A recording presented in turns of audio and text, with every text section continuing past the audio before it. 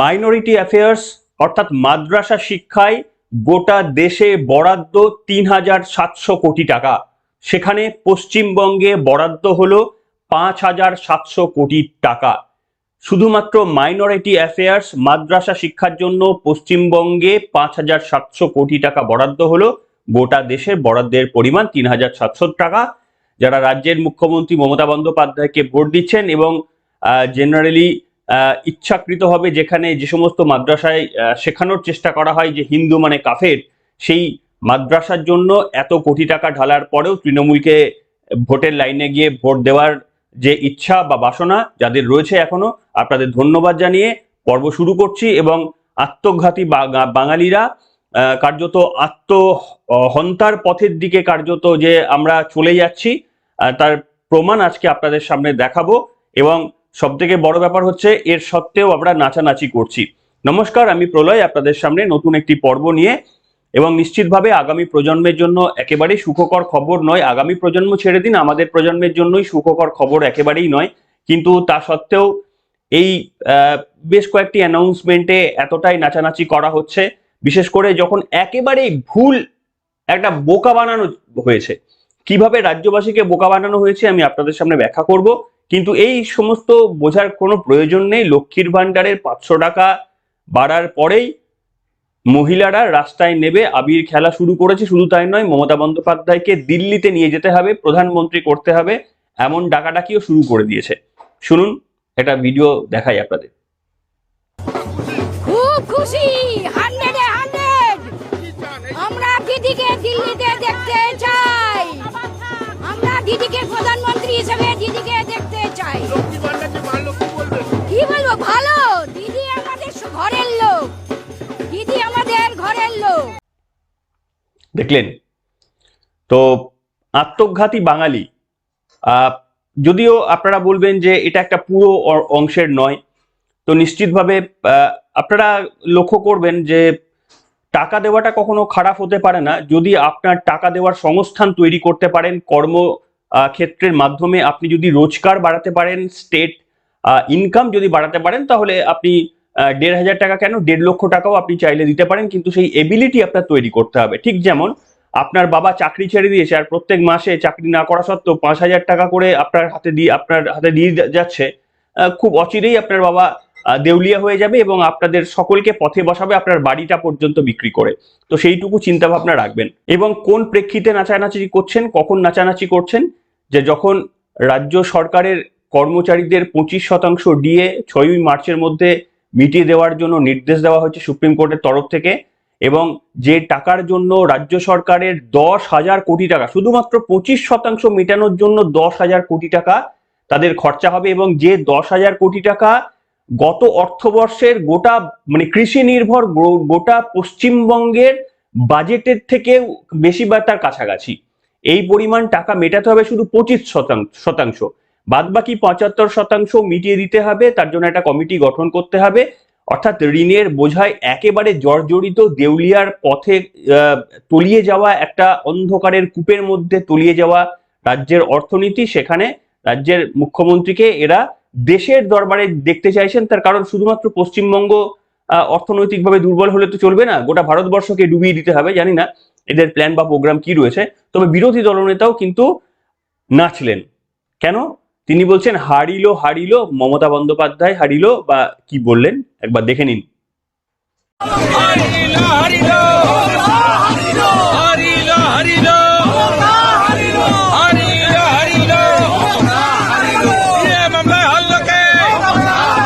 কর্মচারী ঐক্য জিন্দাবাদ, শিক্ষক ঐক্য জিন্দাবাদ, পেনশনার্স ঐক্য জিন্দাবাদ।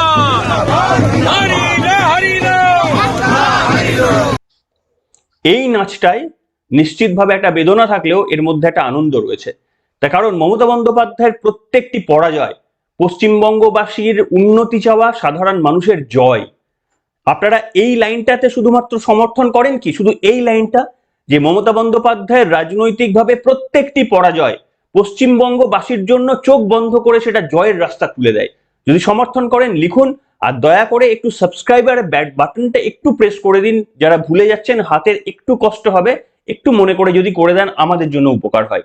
আমি এইখানে আপনাদের বলবো যে মমতা বন্দ্যোপাধ্যায় কি বোকা বানালেন যে যুবশ্রী কি একটা চালু করলেন, যুবকদের জন্য একটা বেকার ভাতা দেওয়ার চেষ্টা দিলেন, যে মাধ্যমিক পাশ করলেই বেকার ভাতা পাবে, 21 বছরের থেকে তারা বেকার ভাতা পাবে, 5 বছর ম্যাক্সিমাম তারা পেতে পারে, 21 থেকে 40-এর মধ্যে বয়সে 5 বছরই তারা পেতে পারে, চাকরি পাওয়ার পর সেই ভাতা আর পাবে না।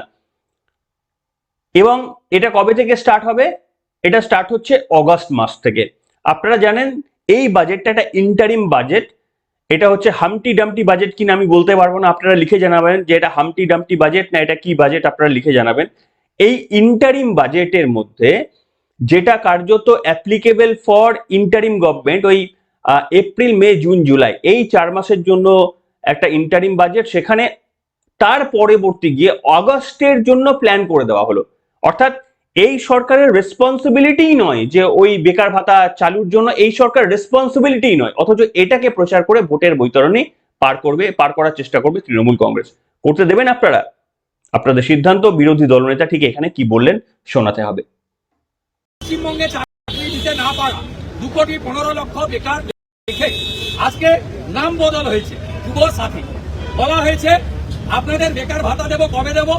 আগস্ট 2026-এ শুরু করবো স্কিম। কিন্তু এই বাজেট আগস্টের বাজেট নয়, এই vote on account April May June July. তাই আগস্ট মাসে কোনো প্রতিশ্রুতি, কোনো বরাদ্দ এই ভোট অন অ্যাকাউন্টে করা যায় না। পশ্চিমবাংলার 2,15,00,000 বেকার, 60 লক্ষের বেশি পরিযায়ী শ্রমিক, মেধাযুক্ত শিক্ষিত ভাই বোনেদের সঙ্গে একটা মকারি, বঞ্চনা এবং তাদের এই সরকার মুখ্যমন্ত্রীর নেতৃত্বে কার্যত বৃদ্ধাঙ্গুষ্ঠ আজকে দেখিয়ে বললেন আমরা চাকরি দিতে পারবো না, চাকরি ভাই বোনেরা চাইতে এসো না। শুনলেন, মাত্র 4 মাস ইন্টারিম একটা বাজেট, সেখানে তার পরবর্তী গিয়ে কি হবে সেই নিয়ে সিদ্ধান্ত নিয়েছেন। আরে আপনি থাকবেনই না যখন, সেখানের সিদ্ধান্ত আপনি নিয়ে এইটাকে প্রচারের আলোতে এনে যে আমরা এটা অ্যানাউন্স করে দিয়েছি বাজেটের মধ্যে, তো সংস্থানই দেখাতে পারবেন না তিনি, টাকার সংস্থান দেখাতে পেরেছেন তো তিনি এইটা দিয়ে ভোটের বৈতরণী পেরিয়ে যাওয়ার চেষ্টা করবেন। তো আপনারা বলবেন, এবং সব থেকে বড় কথা হচ্ছে এই যে মা বোনেরা যে খুব নাচানাচি করছিলেন লক্ষ্মীর ভান্ডার, এই লক্ষ্মীর ভান্ডারের জন্য রাজ্য সরকারের এমনিতে তো বুঝতে পারছেন 500 টাকা করে বেড়েছে, অর্থাৎ 1000টা 1500 হয়েছে, আর 1200টা SC ST-দের জন্য 1700 টাকা হয়েছে। এটা 12 লক্ষ হলেও আমার কোনো আপত্তি ছিল না, তার কারণ ওই প্রথমেই বললাম আপনি কর্মসংস্থান তৈরি করুন, বিদেশি বিনিয়োগ আনুন, সেখান থেকে ইনকাম করুন, জিএসটি ইনকাম বাবদ আপনার কেন্দ্র থেকে টাকা আয়ের বৃদ্ধি বাড়ান, চুরি দুর্নীতি কমান, তারপরে সেই টাকা থেকে আপনি অনেক বেশি টাকা দিতে পারেন, সেটা সম্ভব। কিন্তু যাই হোক, এইরকম ভাবে যদি দিচ্ছেন তাহলে পশ্চিমবঙ্গ হয়তো 10 বছর পর অন্ধকারে তলিয়ে যেত, এখন হয়তো 2-3 বছরের মধ্যে অন্ধকারে তলিয়ে যাবে। তো এই জায়গায় আমি আপনাদের শোনাবো বিরোধী দলনেতা শুভেন্দু অধিকারী বলছেন যে দেখুন, তাকে তো বলতেই হবে, এটাও ঠিক বলা নয় ডেফিনেটলি, আপনারাও বলবেন এটাও নিশ্চিতভাবে ঠিক নয়, তবে তিনি বললেন যে তিনি অ্যাপ্রুভাল নিয়ে কথাটা বলছেন, বিজেপির যাদের কাছ থেকে অ্যাপ্রুভাল নেওয়ার প্রয়োজন, বিজেপি ক্ষমতায় আসলে এই জুন মাস থেকে জুন পরের মানে মেয়ের সরকার নির্বাচিত হয়ে যাবে, জুন মাস থেকে 3000 টাকা করে পাবেন। মমতা বন্দ্যোপাধ্যায় সরকার আপনাকে 1500 টাকা দিচ্ছে। যারা শুধুমাত্র টাকার কাছেই হার মেনে মমতা বন্দ্যোপাধ্যায়কে ভোট দিতে চাইছেন তারা একটু অঙ্কের হিসাবটা বুঝে নেবেন, ঠিক আছে? কারণ আপনাকে যদি কেউ টাকা দেয়, যে বেশি টাকা দেবে তার কাছ থেকে তো টাকাটা নেওয়া প্রয়োজন, বা আপনাদের উচিত, এইটুকু তো বুদ্ধি আপনাদের থাকা উচিত যে আপনাদের টাকা যে বেশি দিচ্ছে তার কাছে নেবেন। একজন 1500 দেবে বলেছে, আর একজন মানে সেটা অবশ্য দিয়ে দেবে পরের মাস থেকে, আর একজন ক্ষমতায় তাদের নিয়ে আসতে 3000 টাকা করে দেবে বলে তারা ইস্তাহারেও লিখবেন বলে বলেছে। এবার আপনার চয়েস যে আপনি 1500 টাকা ছেড়ে দিয়ে 3000 টাকা ছেড়ে দিয়ে 1500 টাকায় যাবেন কিনা। যদিও এটা আপনারা বলতে পারেন যে এগুলো অর্থনৈতিক বিকলাঙ্গই হয়, কিন্তু করবেনটা কি? মমতা বন্দ্যোপাধ্যায়ের মতো রাজনৈতিক নেতৃত্বকে হারাতে গিয়ে এর বিকল্প কি হতে পারে? কি বলছেন বিরোধী দলনেতা, শোনাবো। আমাদের সংকল্পপত্র কমিটির যিনি কনভেনার তাকে পাশে রেখেই বলছি বিরোধী দলনেতা, আমরা অনেক আগে থেকে বলেছি তখন ডক্টর সুকান্ত মজুমদার রাজ্য সভাপতি ছিল। আপনাদের আমরা কথা দিচ্ছি, এপ্রিল মাসে বিজেপি সরকার এলে মে মাসের ক্যাবিনেটে আমরা আপনাদেরকে 1 জুনের আগে 3000 টাকা করে আপনাদেরকে ঢুকাবো। এটা মিনিমাম আমরা বললাম, 3000 টাকা করে আমরা দেবো। এটা আমাদের সংকল্পপত্র কমিটি সামগ্রিক বিষয় থেকে বাড়াতে পারি, কমবে না। শুনলেন, নিশ্চিতভাবে অর্থনীতিকে তো কোনোভাবে সমৃদ্ধ তো করবেই না, অর্থনীতির ওপর চাপ বৃদ্ধি হবে। তবে হ্যাঁ, আমরা যেটা মানি যে যেহেতু কেন্দ্রীয় সরকারে এমন একটা রাজনৈতিক স্বচ্ছ ভাবমূর্তির নেতৃত্বরা বসে রয়েছেন নরেন্দ্র মোদী, যার বিরুদ্ধে চুরির অভিযোগ লাগাতে পারেনি। অভিযোগ অনেকে লাগিয়েছে, কিন্তু প্রত্যেকবার সুপ্রিম কোর্টে গিয়ে মুখ থুবড়ে পড়েছে।